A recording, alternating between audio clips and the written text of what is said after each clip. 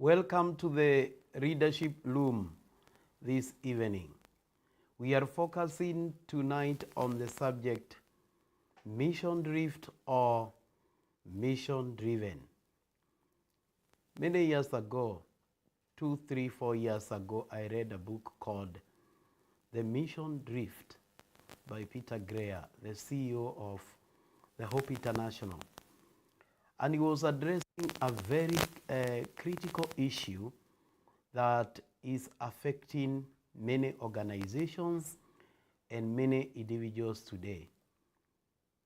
Departure from the mission, moving away from the reason for existence. So tonight we want to talk about that. How do you remain true as an individual or as an organization to your mission? And one of the greatest dangers in leadership is that little and little drift. And you don't wake up one day to say that you have drifted from your main mission. It's something that happens very slowly. And so every organization and every individual must always ask the question, are we still aligned to the mission and to the vision that we set ourselves to do? Whether you're talking about yourself as an individual or you're talking about an organization, and sometimes drifting comes as an opportunity. Sometimes it comes out of expansion. Sometimes it comes because you want survival. Sometimes it comes because you are seeking popularity. But an individual can be busy yet be drifting. An organization can be active, but then they find themselves still drifting. A ministry can be famous, but they are drifting. A business can be profitable, but it's drifting from its mission. So the real question is not, are we active? The real question should be, are we aligned to our mission? So mission speaks about why do we exist. Mission is outward looking. Who do we serve? Who is the person that is going to benefit from our existence as an organization, as individuals? Vision is about what are we trusting God to accomplish? What are we trusting God to accomplish? And so many times when we do not have an understanding of who we are as an organization, then we find ourselves that we are moving away. It's a gradual movement away from the original purpose. So the challenge of leadership is not merely to start with mission, it is to stay in the mission. So mission drift can happen. Mission drift can be a situation where an organization or an individual is moving away from the intended purpose, what God wanted them to do or what God wanted them to achieve. Therefore, it is very, very important to ask yourself the question, why do we exist as an organization? What is this that God has called us to do? What are we trusting God to accomplish? And so when that one is not settled, then you have what is called a mission drift, a gradual movement away from the original purpose. So organizations must always think about their mission. Organizations must always think about their vision. Organizations must always think about keeping to the reason why they exist. That does not mean that methods will not change. That does not mean that strategies will not change. Methods may change, but the mission is not supposed to change. Mission is a foundation. Mission is a reason for existence. Methods may change because times change. Methods may change because situations change. Methods may change because demographics change. Therefore, it is very important for us to remain committed to the mission, even though our methods might change. Sometimes when we are talking about the drift or moving away from the mission, it is really dramatic. It happens slowly by slowly. People don't move away from the mission very fast. They just move away slowly by slowly, slowly by slowly. It's really dramatic. Like you see that leaf that is dropped in that pool of water. It is something that has just happened. It's not a big thing, but it's just a small thing. But then when you have more leaves dropping on that pool of water, even though it may have been a fresh water pool, it eventually becomes polluted because of continuity. There are 7 pathways to drift, and I want to address them right now. The first pathway is what is called distraction.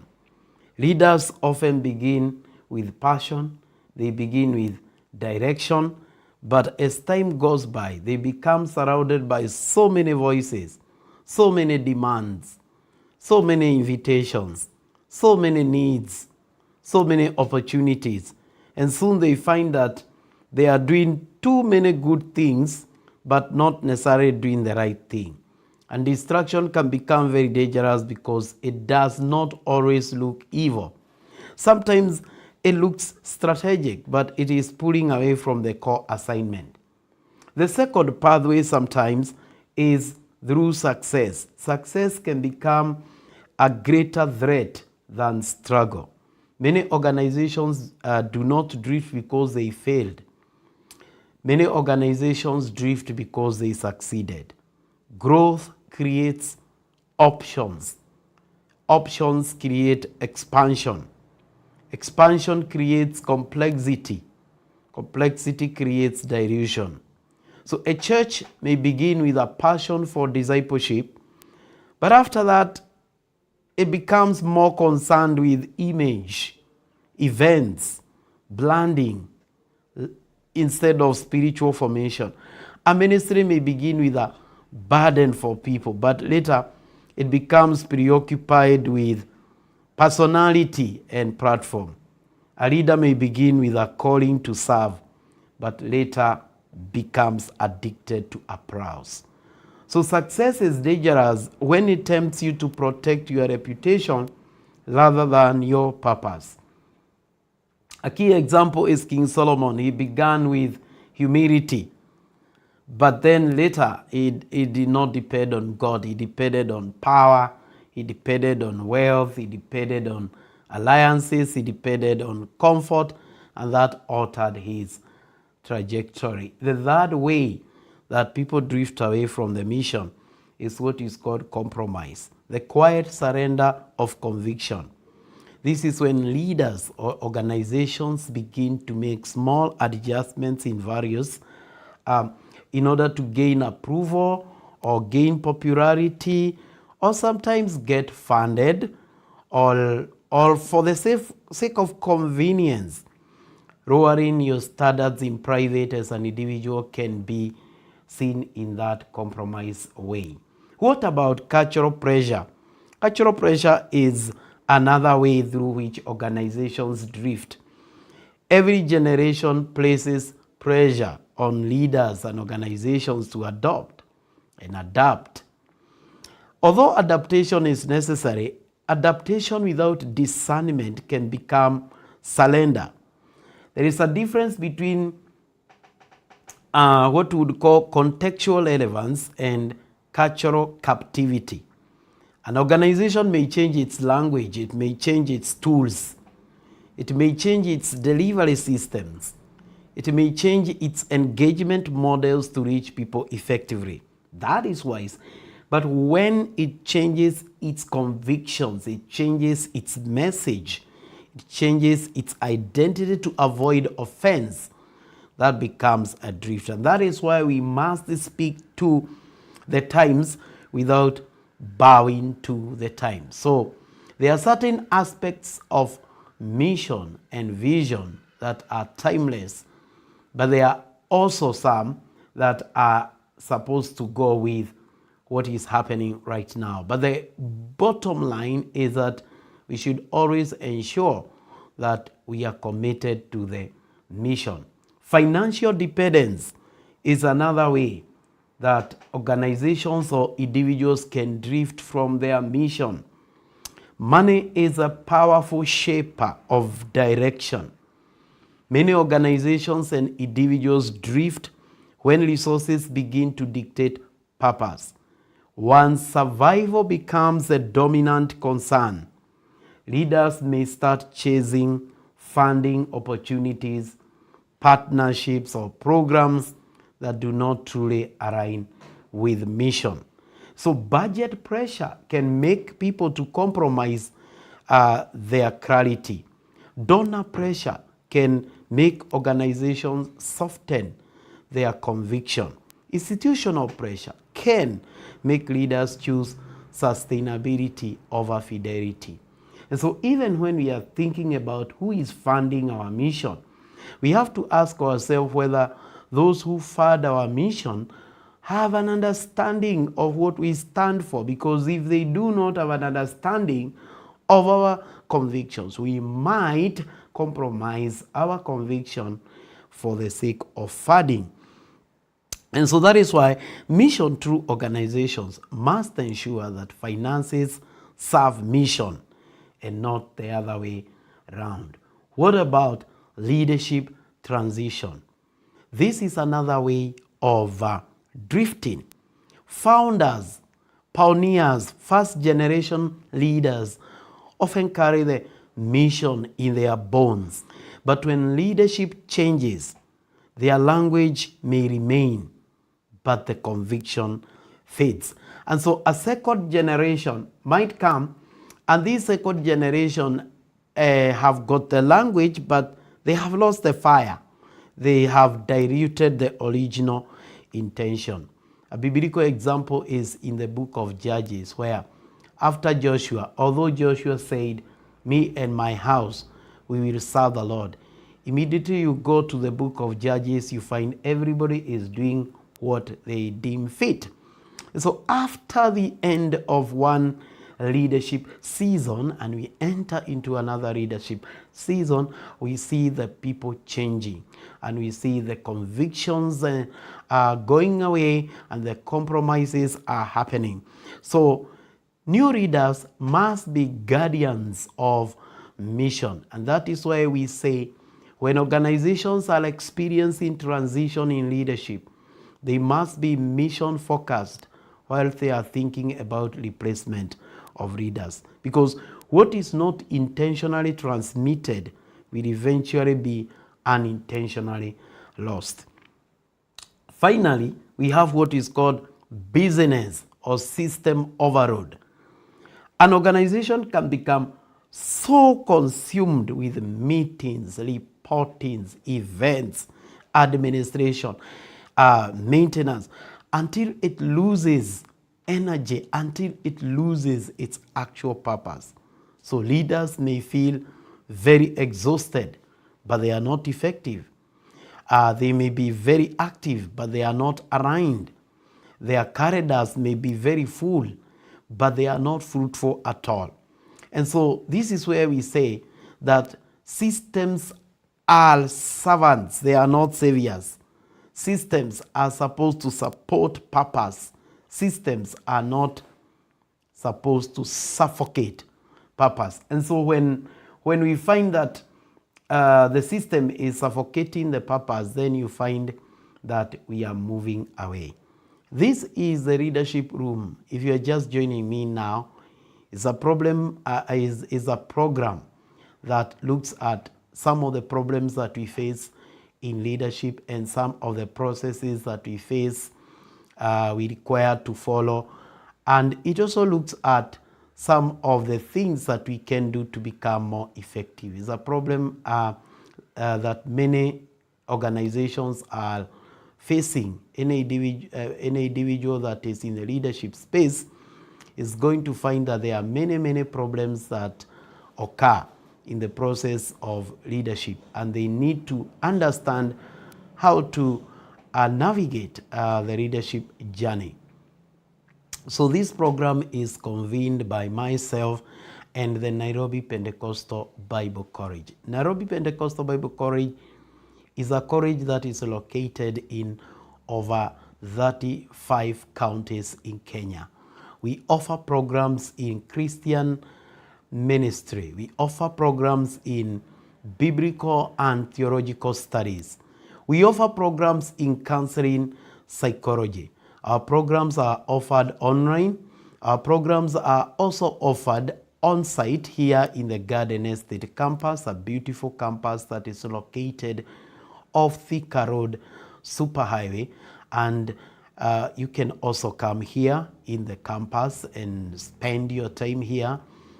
We have 3 terms in a year, January to April. We just concluded our first term, May to August, and then from September to November. Our fees are affordable.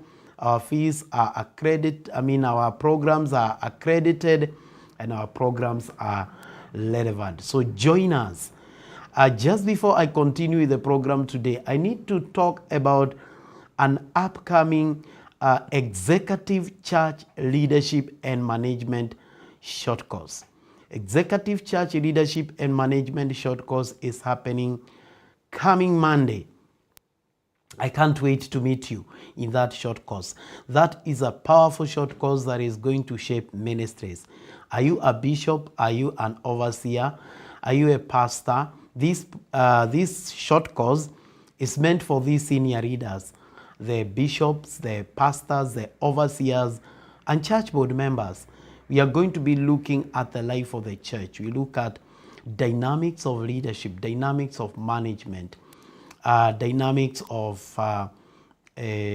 governance in the church situation, and look at what must we be doing now so that the church can grow irrespective of the challenges it might be facing today.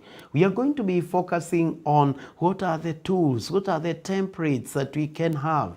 It's going to be exciting. And so if you have not registered for this short course, you can look at the description that is given, and then you can be able to register for the short course. And then I'll see you on Monday. Today in the leadership room, we are talking about mission drift or mission driven. This can be for you as an individual or as an organization. We just mentioned about 7 ways that organizations drift. Sometimes you might become like mother, where you are worried and troubled about many things until you don't have time for the real thing, the one thing that you are supposed to do. And we are saying that not every door is your door. There are many doors that might open, but you got to discern the assignment before accepting the invitation to any of the doors. And so let me begin to look at how do you recognize drift? How do you diagnose drift before you begin to correct it? I'm going to give you 8 warning signs of drift. I want to look at these 8 signs, 8 warning signs that show that an organization is experiencing drift. The first sign is when the language is preserved, but the lifestyle has changed. Sometimes people still know the right words, but the actual behavior tells a different story. The mission statement might still be on the wall. The slogans may be repeated. The strategic documents may still quote the mission, but the daily habits, the operational procedures do not line up. They tell another story. So the question that we should ask ourselves is, what do we repeatedly say that we value? What do we consistently reward in practice, and do these two differ? Number 2 warning sign, when the calendar no longer reflects the calling. Your calendar is a theological and strategic document, what we are calling the calendar, because the calendar of events. The calendar of events reveals what truly matters in an organization. If an individual says family is our priority, or spiritual life is our priority, then they have no time for that. There are no events. Then you find that it is just that. So the question is, show me your calendar and I'll show you your real mission. Number 3, warning sign. When the budget no longer supports the burden. Budget reveals your belief. Where the money goes, that's where the mission goes. So if the resources are constantly being allocated to things that are not mission focused, maybe to visibility more than substance, maybe to comfort rather than impact, maybe to survival more than calling, maybe to image but not transformation, then you find that drift is taking place. So the question we need to ask ourselves is, are we financing our mission or are we funding our distractions? Number 4 warning is, what do you measure? Metrics. When the metrics replace meaning, when numbers become everything. Numbers matter, but they are not enough. Attendance can be high, but is transformation occurring? Revenue can be high, but are we seeing relevance? Visibility may be there, but is it integrity driven? Expansion may be there, but is there depth? So mission true leadership measures not just volume, but also value. Not just size, but also substance. Not just outcomes, but also faithfulness. Warning number 5, reactive decisions. When decision making becomes reactive instead of purposeful. Drifting organizations stop leading from conviction and they start reacting to pressure. They move because competitors moved. They adopt because others adopted. They change because the trends changed. They respond to noise rather than purpose. And this is a dangerous stage because the organization no longer asks, does this fit our mission? It asks, what is everyone else doing? So trend following without mission filtering eventually produces identity erosion. So number 6 warning, when the core team or the core people feel increasingly confused. When the mission is clear, people understand what matters most. But when drift has happened, then you find that people get into confusion. The staff do not know the priorities. The team members interpret the purpose differently. Volunteers become uncertain. Departments pull in different directions and leaders say different things. So the core team becomes increasingly confused. Number 7 warning of a drift is when there is more maintenance than movement. Mission true organizations are alive with purpose. Drifting organizations spend more time preserving systems but not advancing the calling. So they become what you would call custodians of history but not carriers of destiny. So the question is, are we still building or are we merely preserving? Number 8, when conviction is replaced by convenience. This is one of the strongest indicators of individual drift. You know you are drifting when what used to trouble your conscience no longer troubles you. When what used to require prayer is no longer decided by prayer. When what used to be a matter of obedience is now reduced to preference. When principles are changed to preferences. When what used to be very sacred is now being treated very casually. That is an example of a drift, and it's very dangerous. So What am I saying? Show me your calendar, show me your budget, and I'll tell you whether you are mission driven or you are mission drifting.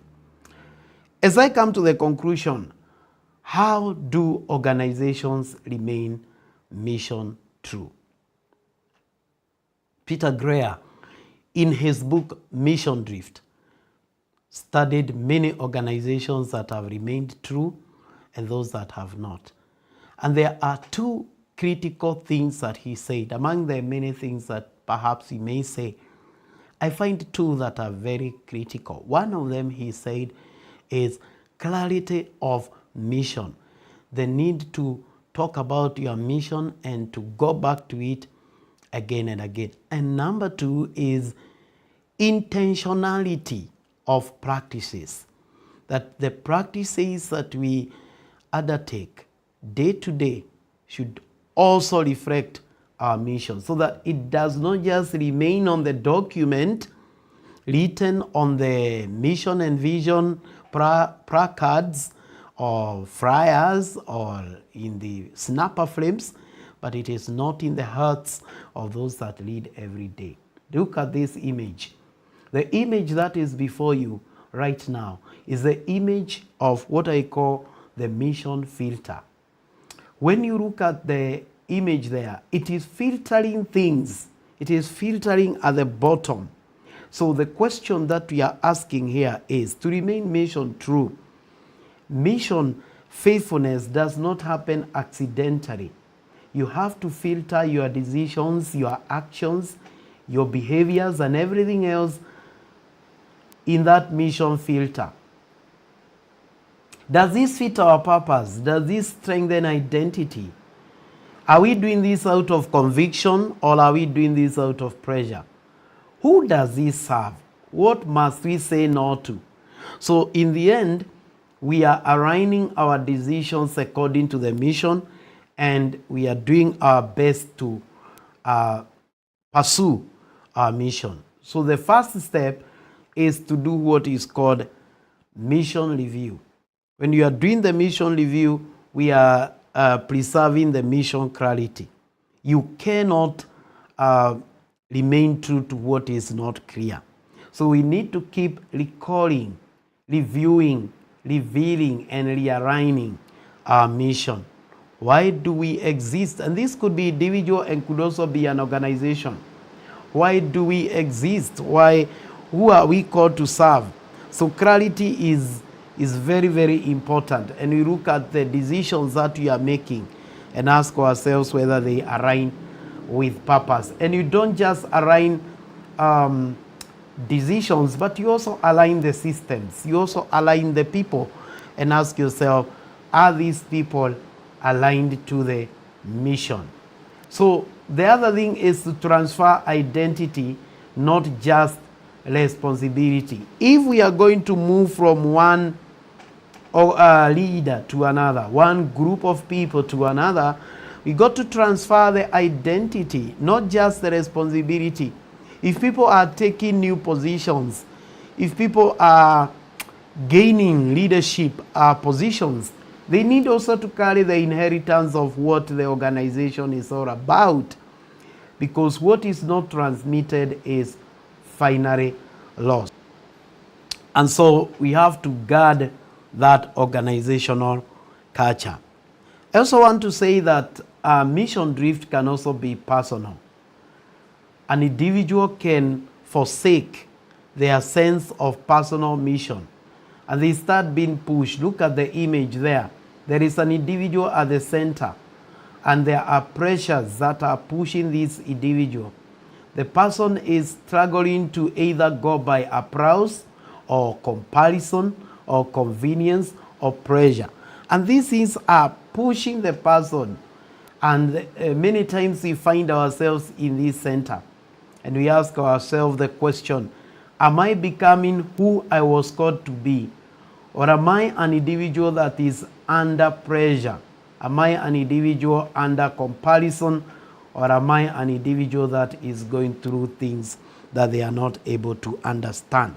So you've got to cultivate the courage to say no when you find that there are certain things that are not mission critical, and they are taking you away from your personal or organizational vision and mission. So there must be that fit, the mission culture fit.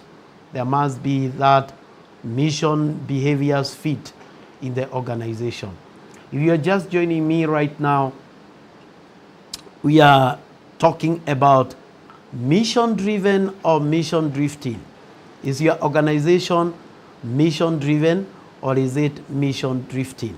This is the Leadership Room, a program that is convened by myself and the Nairobi Pentecostal Bible College as a way to continue reaching the church with the leadership principles that can, while it is undertaking its mission. This college offers programs that can help you and develop your leadership capacity. We have programs in Christian ministry. We have programs in counseling, psychology. We have programs in biblical and theological studies. We even started Christian chaplaincy. We are located in over 35 counties in Kenya. We have established presence in Burundi, and we also have our feet in Tanzania now. And so, why don't you join this college? Why don't you go to this description that is under here and get to call us and talk to us? You can study online through Moodle program, or you can study through our Zoom classes.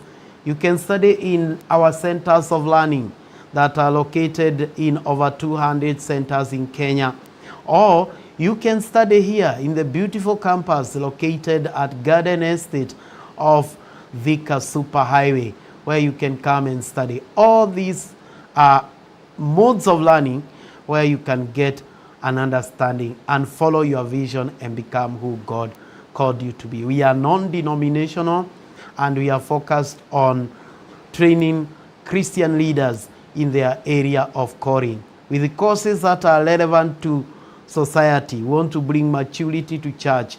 That is our mission. So let's talk about the mission through model.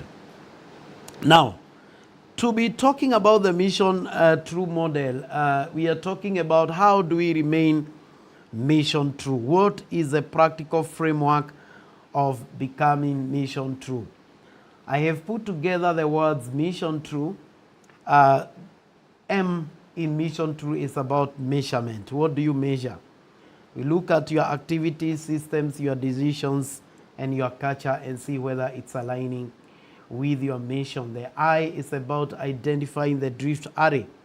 Don't wait for crisis. Detect the confusion, the compromise, the misallocation, and then change. Simplify priorities. Remove the clutter and focus on the few things that matter. Strengthen the systems in the second S. I'm talking about structure, staffing, budgets. Inculcate culture. They normally say in governance that culture eats first. Culture eats strategy for breakfast.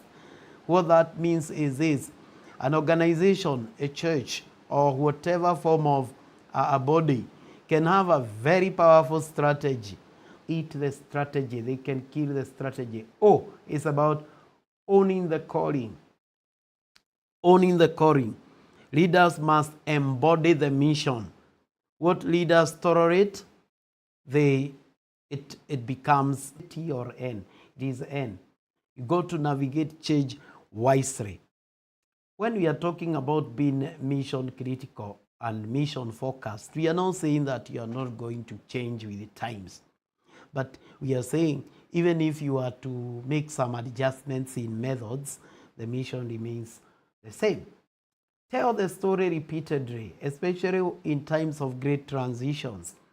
Review relentlessly, always asking ourselves regular mission reviews. Are we doing the right thing? Are we doing what we said we will do? I'm talking about it's to remain courageous, it's to remain consistent, it's to remain consecrated to the reason for your existence. These are the questions that I want you to take away in this leadership room tonight. You are true to mission. We have organizations that have drifted, and yet they were still having good results. Eventually, they lost their mission and they lost their vision. You can just check them online, they are there. Whether they are universities, whether they are businesses, whether they are trusts. You just read the book by Peter Greer, the CEO of Hope International. In his book, Mission Drift, he puts together all those organizations from Harvard University, Yale University, all these other organizations. He puts them down. They started well with a good mission. Then in the end, they drifted. How does your budget reveal your mission? What must a leader do personally to ensure that the vision and mission is not lost? What should we stop that is not within our priorities? Do our priorities align with our values? And how do we that we continually communicate about our mission? What is our plan for future leadership? Are we going to recruit leaders based on the mission or based on the resume? We say that it is not the CV that determines who the leader should be, if at all we are going to be mission critical. It's not the resume. It is, do we have the leader who has a passion that can take the organization to the next level? How do we measure meaningful progress? What processes can be simplified? How do we best support our team? So the question that we end with is, could it be that you are succeeding beyond your obedience? Mission drift is rarely dramatic at first. It is incremental. A little neglect there, a little compromise there, a little distraction here and there. And before long, the mission is no longer shaping the work. It is now the work that is shaping the mission. That is why great leaders, they are not just vision casters, they are alignment keepers. So to be mission driven is to live and to lead with sustained faithfulness. So we ask the Lord, keep us from succeeding beyond our obedience. Because in the end, the greatest success in leadership is not growth, but it is faithfulness. Are you committed to faithfulness? Are you remaining mission true? So the question that I'm asking tonight is, mission drift or mission driven? Are you remaining true to your mission as an individual? Are you remaining true to your mission as an organization? The discussions that we have had tonight are very critical. The strategies that we have outlined tonight are critical in helping you determine whether you are mission drifting or you are mission driven. This is my encouragement to you. If you are mission driven, don't say you can never drift. Studies have shown some of the organizations that drifted, they saw themselves as having no capacity of drifting. They said, we cannot drift, only to find that they drifted.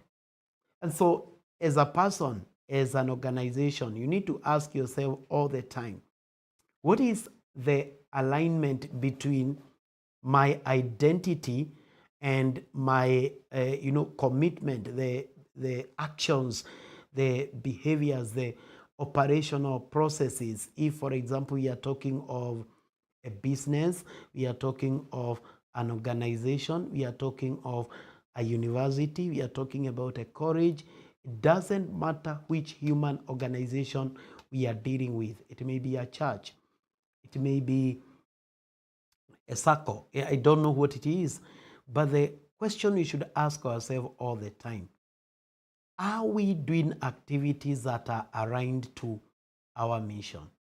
If you find that you are not committed to your mission and to your vision, then it is more likely that you are having what is called mission drift.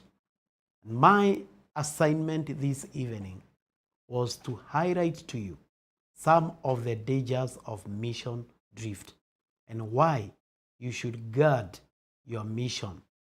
You must be a guardian of your mission and of your vision. So may the Lord bless you and keep you. May the Lord make his face shine upon you, and may the Lord give you peace. May you continue leading your organization in ways that will cause it to become more effective, because you are committed to your mission and to your vision. Thank you, and see you again on Wednesday for the next episode of the Mission Drift. Thank you.